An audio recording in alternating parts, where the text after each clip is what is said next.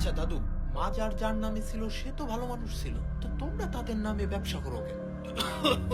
ব্যবসা না করলে খাবি কি তুই? তোমাদের কি মরার ভয় নাই? তোমরা যে এইভাবে মানুষদের বিশ্বাস নিয়ে খেলো।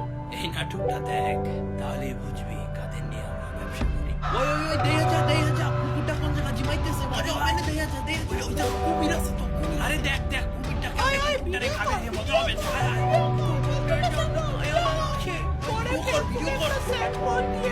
কেউ কেউ টাকা আবার বাঁচাস না।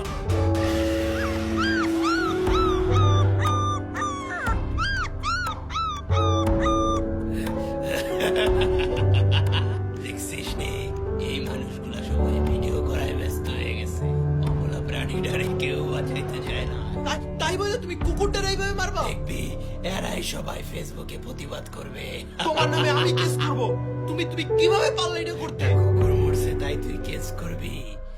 দৈনিক কত হাজার হাজার মানুষ মরে, কেউ তো ফেসবুকে প্রতিবাদ করে না। যেটা দেখে ওইটা নিয়ে একটু লেখালেখি হয়, আর বাগবাতি গুলো ফানুষের মতো